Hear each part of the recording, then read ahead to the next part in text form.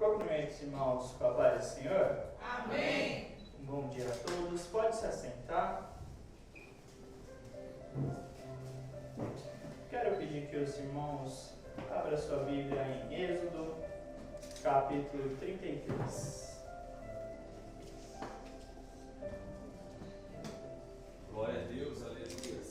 Êxodo, capítulo 33. Nós estaremos fazendo menção de alguns versículos deste texto. Inicialmente nós estaremos lendo do 1 ao 11 e posteriormente nós vamos estar mencionando alguns versículos em diante também. Êxodo 33, do 1 ao 23. Está escrito assim: Dize mais o Senhor a Moisés: Vai, sobe daqui, tu e teu povo que fizestes subir da terra do Egito, a terra que jurei a Abraão, a Isaque e a Jacó, dizendo: a tua descendência a darei. E enviarei um anjo diante de ti, e lançarei fora os cananeus, os amorreus, os heteus, os perizeus, os aveus e os jebuseus. Há uma terra que mana leite e mel, porque eu não subirei no meio de ti, porquanto és povo de dura cerviz, para que te não consuma eu no caminho. E ouvindo o povo essa má notícia, pranteou-se e ninguém pôs sobre si os seus ornamentos. Porquanto o Senhor tinha dito a Moisés: Dize aos filhos de Israel: És povo de dura cerviz, se por um momento subir no meio de ti, te consumirei. Porém agora tira os teus ornamentos, para que eu saiba o que te hei de fazer. Então os filhos de Israel se despojaram dos seus ornamentos ao pé do monte Horebe. E tomou Moisés a tenda e estendeu para si fora do arraial, desviada longe do arraial, e chamou-lhe a tenda de congregação. E aconteceu que todo aquele que buscava o Senhor saía à tenda da congregação que estava fora do arraial. E acontecia que, saindo Moisés à tenda, todo o povo se levantava e cada um ficava em pé à porta da sua tenda, e olhava para Moisés pelas costas até ele entrar na tenda.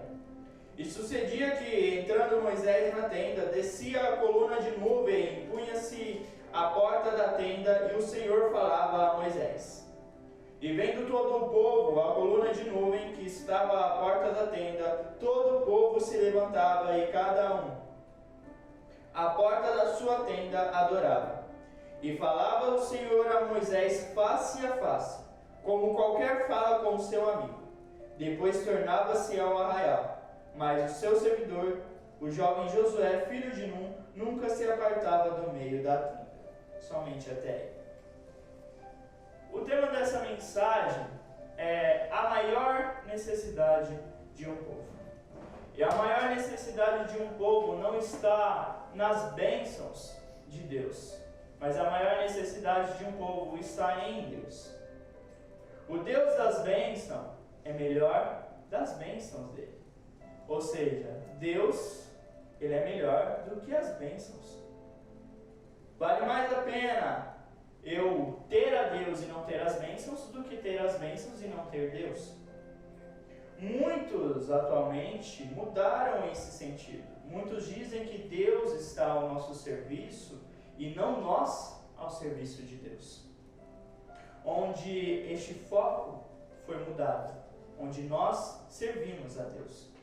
Não, muitos dizem que não é mais Deus que é medida e o fim de todas as coisas, mas que agora é o homem que é a medida e o fim.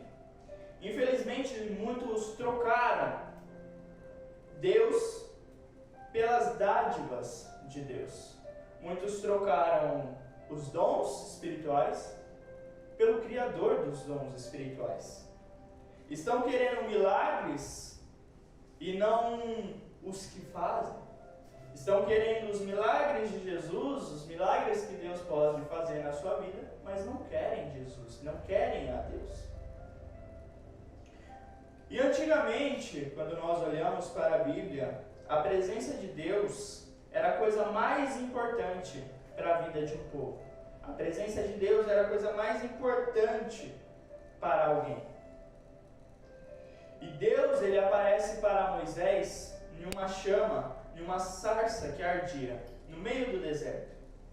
E a glória de Deus se manifestou e Moisés caiu com o seu rosto em terra, como uma forma de se prostrar a Deus.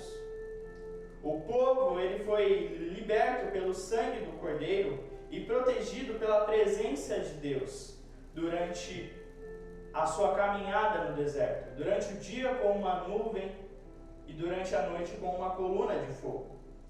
Onde a presença de Deus guiava o povo. Então, olha a necessidade que aquele povo precisava da presença de Deus. Mas um dia, este povo pecou. Um dia, esse povo cometeu um erro. E este pecado fez uma separação entre o povo e Deus. Porque o pecado nos separa de Deus. Mas para consertar isso, para consertar esse erro, eles precisavam tomar algumas atitudes, que é as atitudes que nós veremos. Então nós vamos começar falando sobre um pouco da importância da presença de Deus na igreja. E quando eu citar na igreja, é no povo e em tanto individual quanto em grupo. A importância da presença de Deus que tem em nossas vidas. A igreja, ela necessita desesperadamente pela presença de Deus. Eu e você necessitamos desesperadamente da presença de Deus, pois sem ela nós não conseguimos continuar. Sem a presença de Deus, as nossas vidas, elas são vazias. Parece que falta algo para completar. Os nossos cultos sem a presença de Deus são sem vida. Parece que é só um encontro e não tem um sentimento maior. Sem a presença de Deus, as nossas músicas, elas são sem unção. Não tocam os corações das pessoas. Uma mensagem sem a presença de Deus é uma mensagem morta, não tem vida. E muitas vezes nós podemos confundir a onipresença de Deus com a presença manifestada de Deus. Deus, ele está em toda parte, mas isso não significa que ele se manifesta em toda parte.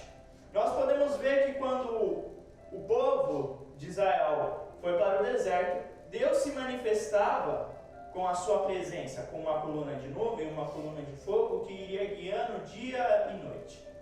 Então Deus estava ali com o povo e estava se manifestando. Só que quando o povo estava cativo no Egito, estava sofrendo, Deus, ele estava presente, mas ele não estava intervindo. Ele estava ouvindo o clamor do povo. Então o fato de Deus ser onipresente e estar em todo lugar, a qualquer tempo, não quer dizer que ele irá se manifestar todo o tempo. E muitas pessoas acabam confundindo essa questão, e quando nós falamos para as pessoas que Deus está entre nós, elas podem achar que estamos mentindo, que estamos enganando, porque estão acostumados em uma presença de Deus onde só tem movimento, onde as pessoas giram, onde as pessoas pulam, onde as pessoas correm. Mas a presença de Deus não se baseia somente nisso.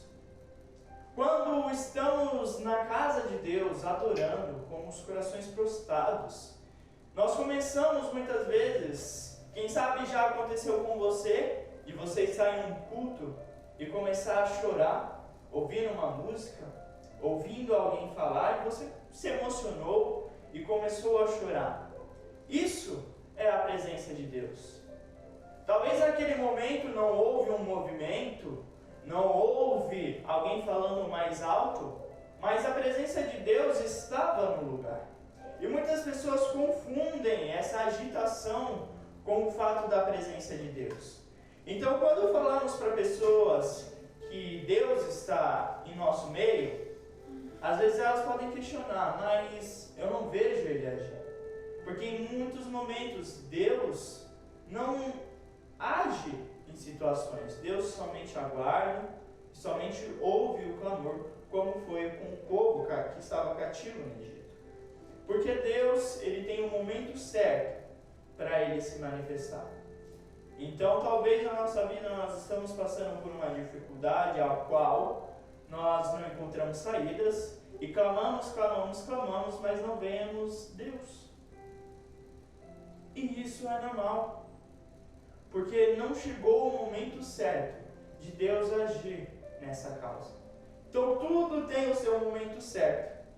E Deus, ele não nos abandona, independente do que está acontecendo. Uma segunda coisa que nós podemos destacar também é que o pecado afasta o povo da presença de Deus. Nós podemos olhar na história de Israel, enquanto eles estavam no Egito, que a impaciência levou o povo a buscar um outro Deus. Na nossa caminhada cristã, nós vamos precisar ter muita paciência.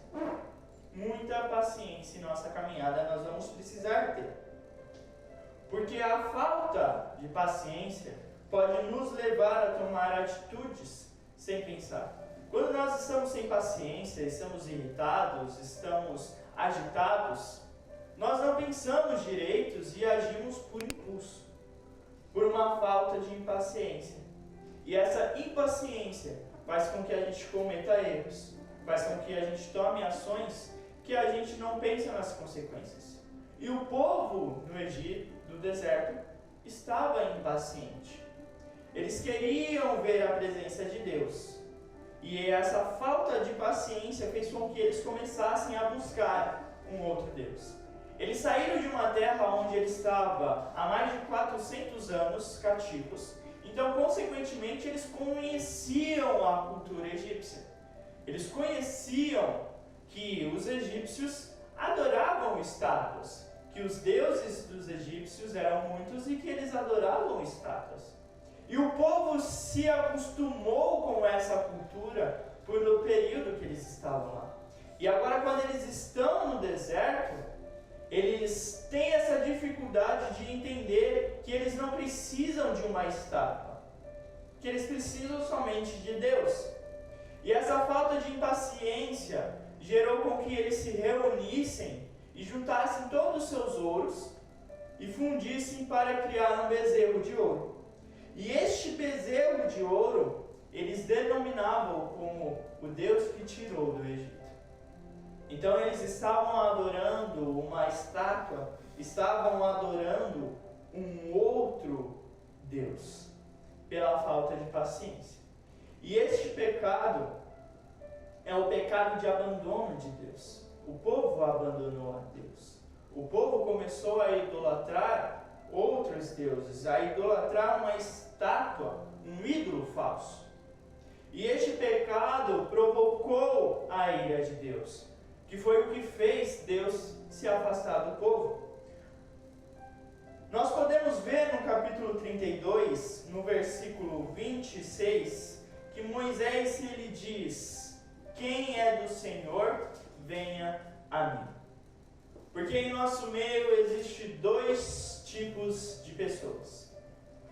Existem aqueles que andam com Deus, mas existem aqueles que andam segundo os seus próprios caminhos. Existem aqueles que andam ouvindo a voz de Deus, seguindo os princípios e as orientações de Deus, mas existe aquelas pessoas que andam seguindo a sua própria cabeça, os seus próprios passos, seguindo o seu próprio caminho. E aí Moisés então ele diz: quem é de Deus, venha a mim. Quem é do Senhor, venha a mim. Para fazer essa diferença, para entender o povo que realmente servia a Deus. Porque Deus ele pretendia destruir aquele povo. Deus queria começar uma nova nação. Mas Moisés, como um bom líder, Moisés, como aquele que intercedeu pelo povo, Moisés então clama para que Deus não destruísse o povo, mas que Deus pudesse poupar a vida deles. Deus, então, por essa atitude de Moisés, poupa a vida daquele povo. Nós podemos ver lá no capítulo 33, no versículo 3, dizendo: há uma terra que mana leite e mel, porque eu não subirei no meio de ti, porquanto és povo de dura cerviz, para que te não consuma eu no caminho. Deus decidiu se afastar do povo, para que durante o caminho, pela imprudência, pela negligência do povo, Deus não consumisse o povo. Então, este pecado de idolatrar um ídolo falso gerou um afastamento do povo com Deus. E agora Deus, ele diz que iria se retirar e se retira do povo. E a grande catástrofe em nossa vida é essa separação. É Deus se afastar de nós. Essa é a maior tragédia que eu e você podemos ter em nossa vida. É Deus se afastar de nós. Porque é muito comum eu me afastar de Deus quando estou com um problema, alguma decepção. Mas eu posso até mesmo me afastar de Deus, porém quando eu voltar, se eu realmente me arrepender, Ele vai me receber. Mas e se Deus se afastar de você? Quando Deus se afasta de nós, não há o que possamos fazer. Quando tem esse afastamento de Deus e seu povo, o que a gente pode fazer? Porque se Deus ele é por nós, quem será contra nós? Mas e se Deus não for conosco? Se em nossas batalhas Deus não estiver conosco, há um grande problema. E esse povo enfrentou esse problema. Porque quando Deus disse que iria se separar daquele povo, ele se separou. E a nuvem desapareceu e a coluna de fogo também sumiu.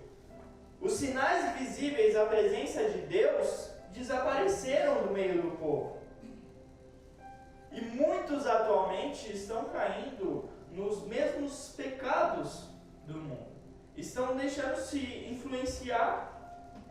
Alguns conhecem viver na presença de Deus, mas decidem abandonar a presença de Deus por alguma decisão, por algum motivo.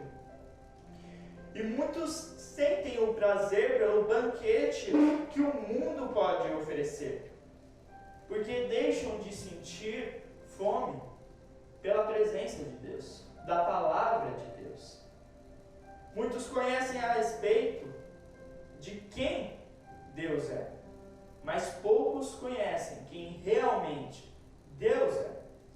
Porque conhecer a Bíblia, meus irmãos, é muito fácil, porque qualquer um pode pegar a Bíblia, ler, folhear, ler, reler, quantas vezes quiser, e vai conhecer a palavra.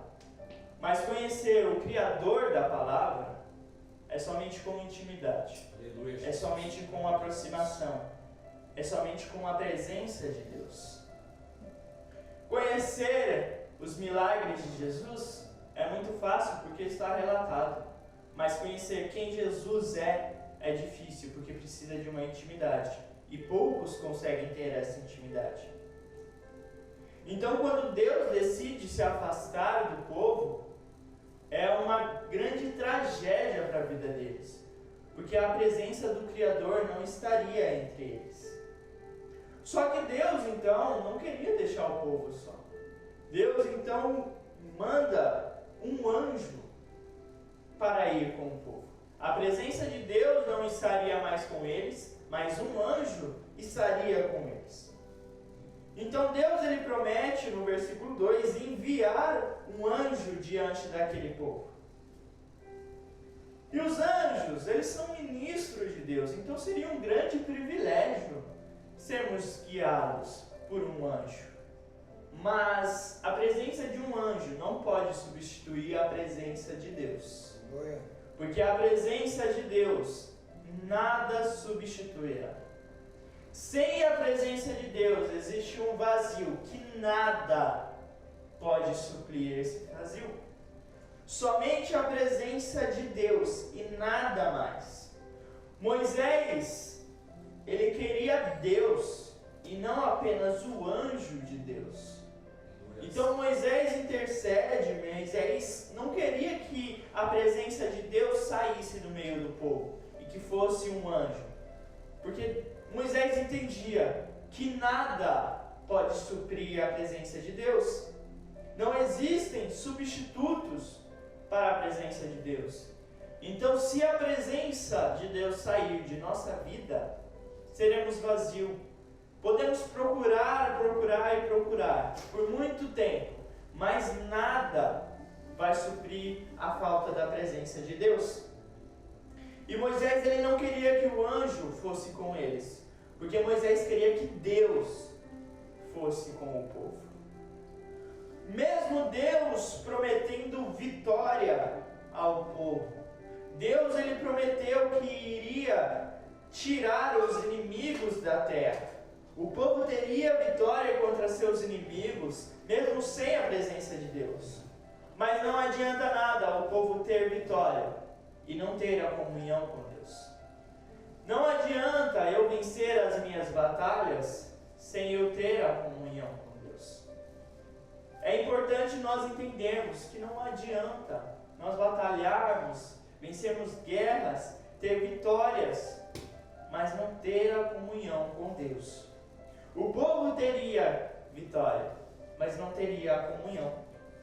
E Moisés, ele não queria somente a vitória. Ele queria a presença de Deus. Ele queria Deus. Canaã, sem a presença de Deus, seria somente uma terra desconhecida. Seria somente uma terra como todas as outras. Mas o grande diferencial de Canaã é que lá tinha a presença de Deus, porque tinha a promessa de uma terra para um povo que mana leite e mel. Aleluia, Jesus. Nada pode substituir essa presença de Deus em nossa vida. E agora este povo está passando por essa etapa. O povo conhecia a presença, o povo cometeu um pecado, a presença de Deus se afastou do povo. E agora eles estão sem a presença de Deus. Mas nós também podemos destacar aqui como buscar a presença de Deus que foi perdida. Porque o povo perdeu a presença de Deus, mas eles tomaram uma atitude para buscar a presença de Deus. Nós podemos ver lá no versículo 7, onde que mostra que Moisés, ele sentiu o fardo da falta da presença de Deus. E ele se retirou-se para orar a Deus. E é muito interessante porque a restauração, ela começa quando nós sentimos a necessidade de uma oração. A restauração na nossa vida, ela começa a partir do momento que eu entendo que eu preciso orar mais, que eu preciso buscar mais a Deus. A restauração de um povo começa quando alguém decide buscar mais a presença de Deus. E foi assim na história. Sempre que alguém decidiu buscar a presença de Deus, houve uma restauração. Sem a oração, nós não temos a presença de Deus. E, consequentemente, sem a presença de Deus, nós não vamos ter o poder de Deus. Não vamos ter os nossos corações prostrados a Deus sem a presença dEle. Sem a oração, nós não conseguimos receber a glória de Deus. Porque a oração, ela é uma intimidade com Deus. A oração, ela é uma conversa com Deus. Então Moisés, ele percebe essa necessidade que havia para trazer a restauração, para trazer a presença de Deus de volta em meio do povo. Então Moisés, ele percebe o pecado que o povo tinha cometido e, consequentemente, o povo também percebe o pecado que eles haviam cometido. Só que não basta apenas deixar o pecado, também é necessário ansiar pela presença de Deus. Porque quando nós nos arrependemos de nossos pecados e deixamos ele de lado, se a gente não buscar a presença de Deus, consequentemente nós iremos voltar a cometer os mesmos pecados e os mesmos erros. Mas quando nós deixamos os pecados, paramos de cometer, nos arrependemos e começamos a buscar a presença de Deus, há uma restauração, há um renovo em nossa vida. Então Moisés ele estava ansioso para que a presença de Deus pudesse voltar em meio deles. Ele estabelece um lugar onde era um lugar que foi criado justamente para orar em união. Todos aqueles que buscavam o Senhor saíam à tenda da congregação. No versículo 7 nós podemos ver esse relato. E é de fato que nem todos ali naquele momento foram em busca da oração. Foram clamar pela volta da presença de Deus. Mas alguns, naquele momento, sentiram o mesmo fardo de Moisés. Sentiram a necessidade deles terem a presença de Deus no meio deles. E algo muito interessante que a gente pode observar e que a gente pode analisar com mais detalhes é que eles não oravam somente em suas tendas, mas eles oravam também na congregação, no lugar onde eles se reuniam. Ou seja, não era somente na casa deles que eles oravam a Deus, que eles clamavam a Deus, mas eram reunidos também. Eles clamavam pela presença de Deus. Eles tinham um lugar específico para que eles pudessem se reunir em oração. E isso é importante para nós. Nós precisamos nos unir em oração. Porque quando nós nos ajudamos, nos unimos em oração, nós nos tornamos mais fortes. Porque somos apenas um corpo, juntos em um propósito, em um clamor. E assim nos tornamos mais fortes. Assim facilita com que eu e você conseguimos caminhar. Eu vou dar um exemplo da banda. Todos sabem que o nosso irmão Ricardo, pela escala de trabalho dele, tem domingo que ele não consegue estar presente na igreja. É um exemplo desse mês. Ele é o nosso tecladista. Eu toco baixo, Gilmar a bateria e a gente tem as vozes. Sem o nosso tecladista, nós não conseguimos tocar. Se a gente não caminha junto com ele, nós não conseguimos tocar. Porque temos a nossa base. Sem a bateria fica muito esquisito, parece que falta algo. Sem o baixo parece que também fica muito estranho, porque falta um peso. Ou seja, quando estamos separados, cada um no seu instrumento, é apenas um barulho, é apenas um som. Mas quando todos os instrumentos se unem e caminham junto, eles entoam um louvor lindo para Deus. Aleluia! Glória a Deus! Trazendo isso para a igreja é da mesma forma, porque não adianta nós termos só o nosso pastor orando e a gente só a Deus dará. Nós precisamos nos juntar em um só clamor, em uma só oração, porque quando fazemos isso, nós conseguimos ter mais força, nós nos tornamos mais fortes quando estamos unidos em uma só oração. Então, se eu e você queremos a presença de Deus, nós precisamos buscar junto a presença de Deus. Não adianta somente eu buscar, se todos os outros não buscam. E consequentemente não adianta os outros buscarem se eu também não busco a presença de Deus. Então há essa necessidade de nós estarmos unidos em um só clamor. Aleluia. E quando nós olhamos na trajetória, olhamos na história, nós podemos questionar como Moisés orava. Porque Moisés ele buscava a Deus continuamente. Nós podemos ver no versículo 7 que ele buscava a Deus. Ele era um homem de oração. Ele costumava tomar a tenda e armá-la para si fora do arraial. Mesmo diante de uma crise espiritual que havia ali naquele povo, ele mantinha a sua vida íntima de oração com Deus. Mesmo vendo o problema que tinha acontecido, mesmo vendo que o povo estava sem a presença de Deus, ele não abandonou a intimidade dele com Deus. Então, mesmo nós enfrentamos diversos problemas, diversas crises em nossa própria vida, é importante nós não perdermos a nossa intimidade com Deus, a oração com Deus.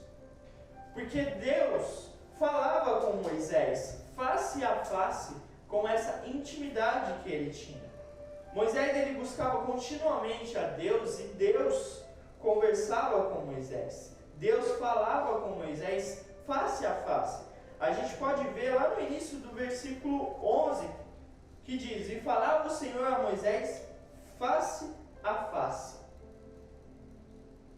Moisés ele tinha uma intimidade com Deus tão grande que, da mesma forma que eu e você conversamos, eu e você nos vimos, Moisés via a Deus. Moisés conversava face a face a Deus. Na oração, não somente Moisés falava com Deus, mas Deus também falava com Moisés. Porque a oração, ela não é algo monólogo, não é algo como somente um fala, repetitivo, mas a oração ela é um diálogo com Deus. E a gente precisa se atentar em como está o nosso diálogo com Deus. Como o seu diálogo está com Deus? Porque tem pessoas que acham que a oração é só pedir, pedir, pedir, pedir, pedir, pedir. Que é apenas um diálogo onde somente ele fala, mas não escuta a presença, não escuta a voz de Deus. Uma oração é uma conversa. Ao mesmo tempo que eu falo, eu preciso ouvir Deus responder. Ao mesmo tempo que eu peço, eu preciso ouvir o que Deus pede de mim. Então nós precisamos entender que a oração é um diálogo com Deus onde os dois se comunicam, onde os dois falam. Porque dessa forma se cria uma intimidade, se cria uma intimidade entre eles. E nós podemos também ver os motivos do porquê Moisés orava. Moisés ele queria conhecer a Deus na intimidade. Ele não queria conhecer somente no que estava escrito, somente no que as pessoas falavam. Moisés queria conhecer em intimidade quem era Deus, saber quem Deus realmente é.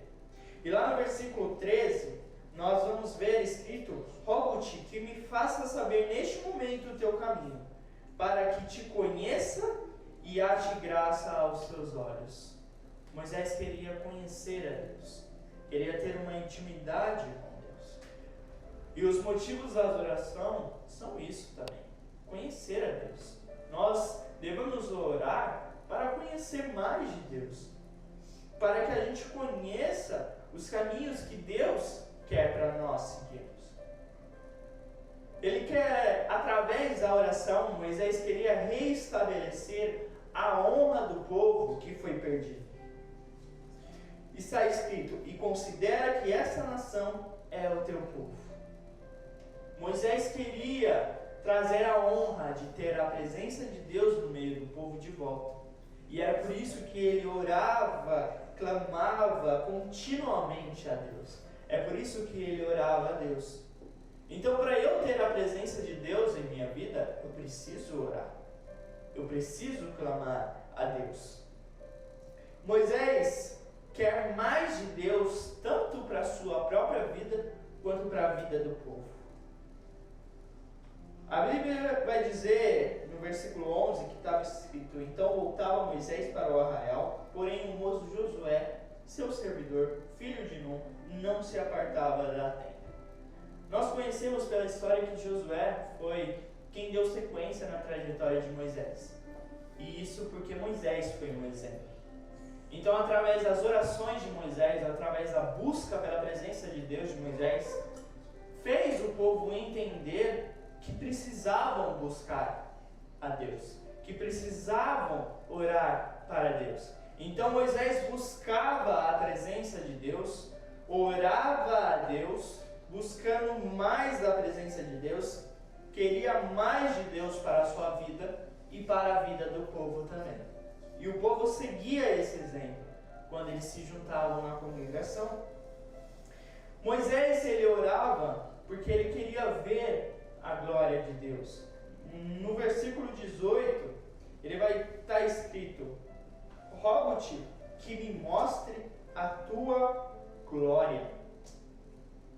Através da oração nós podemos ver a glória de Deus, nós podemos receber a glória de Deus em nossa vida, mas só através da oração.